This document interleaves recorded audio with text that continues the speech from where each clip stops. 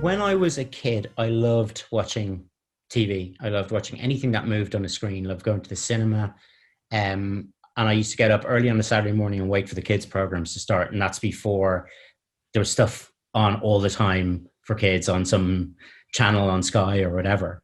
Um, and then as I got a bit older into my teens, I remember thinking how amazing it would be to be able to make films, but I didn't really think it was possible. Like back then, this would have been in the sort of late 70s and into the early 80s.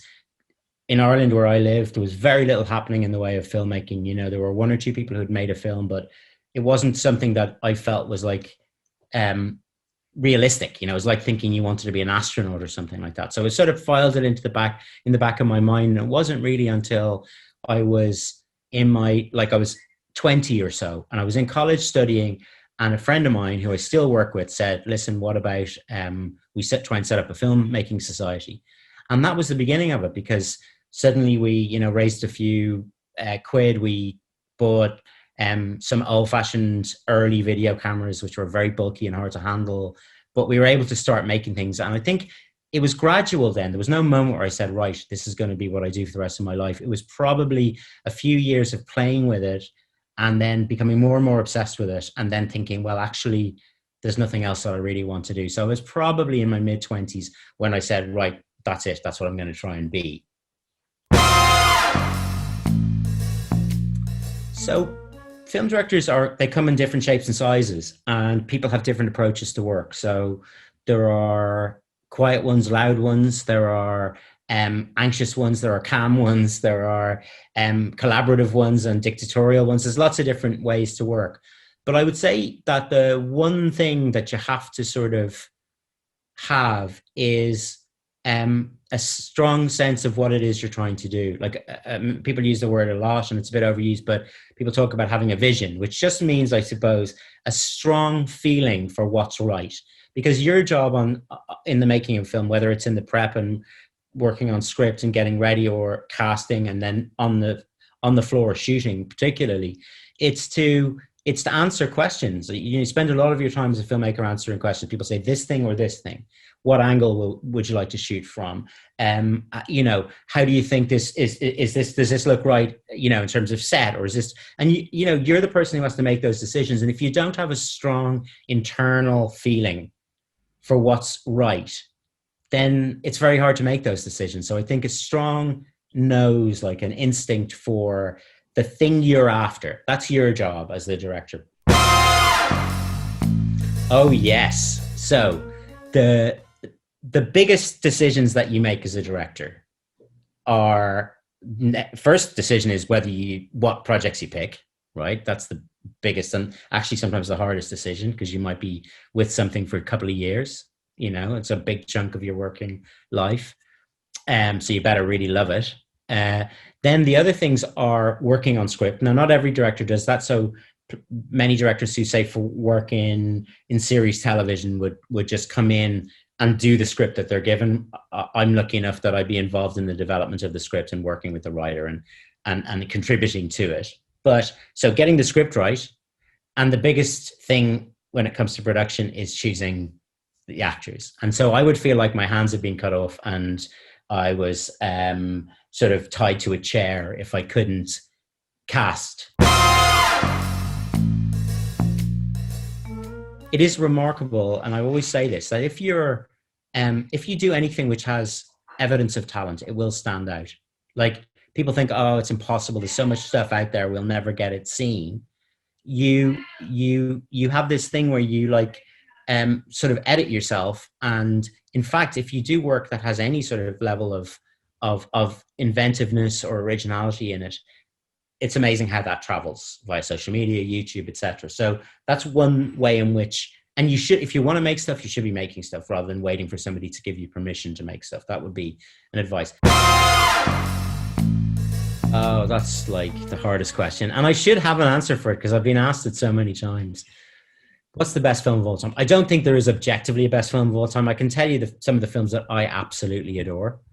I adore Barry Lyndon by Stanley Kubrick, and I watch it often because it's perfect and almost unbelievably well made. I don't know how it's possible to have made it that well, and it moves me.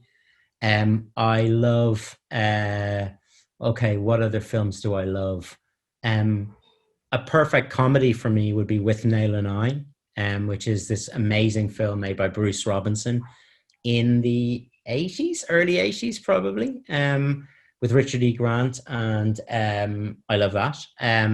Let me think. There are some famous European filmmakers like Ingmar Bergman, who's made a bunch of films which I think are flawless. I love some of the great American films, like the early Robert Altman films. Lots and lots of stuff. But if I had to pick one film right now, I'd say Barry Lyndon. There's a couple of different ones, right? There's one that I'm hoping to tell, which I'm desperate to tell. It's a film. It's a story about a boxer called Emil Griffith, who boxed in the 1950s, 60s, 70s in New York. And he was an immigrant from the Virgin Islands.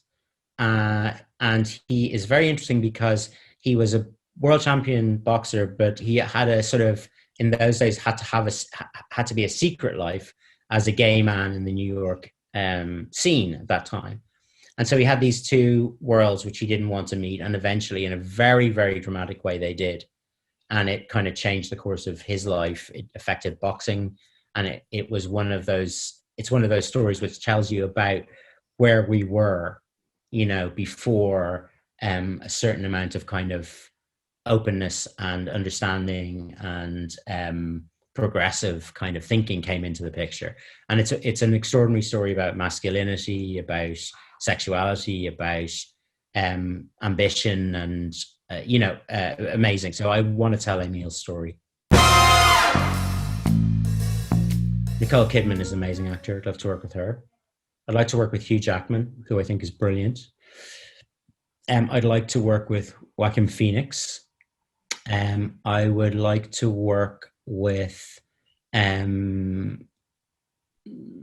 me think. Oh yeah, Jennifer Lawrence, I think, is an amazing actor. So a bunch of really great actors I'd love to work with. Oh my God.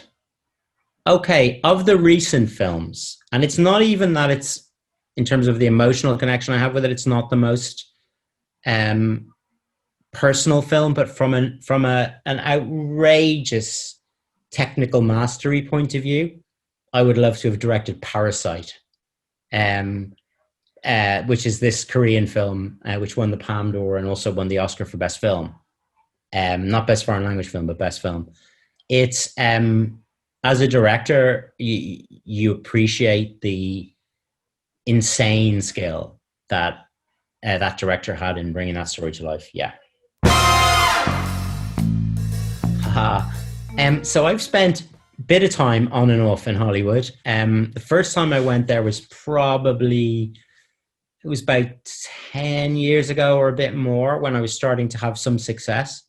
And then it ramped up a bit, and around the time of Room, when we were preparing that release and then having the Oscar run on Room, I was there a lot. And then I also did an American TV show where I edited for a few months, and I was living in Los Angeles. So Hollywood, I mean, Los Angeles itself is an amazing city. It's huge. It contains all sorts of different worlds.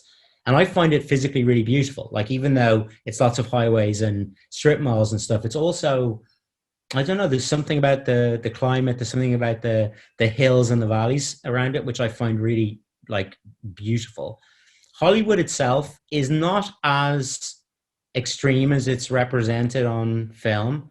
You will meet lots of nice, real people there, but there is truth to the kind of caricature as well. You do meet people who fit effortlessly into the sort of, oh my God, I can't believe this person really exists.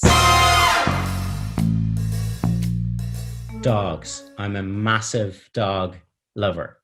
So it doesn't matter what mood I'm in, I get huge pleasure. We've got two dogs, a tall, big lurcher who's really timid and afraid of everything, and a tiny little terrier who thinks she's like, invincible. And when I watch them play with each other, I get guaranteed it cheers me up and I love it. So animals, nature, kids, that makes me smile. And seeing bad people getting thrown out of office, that makes me smile.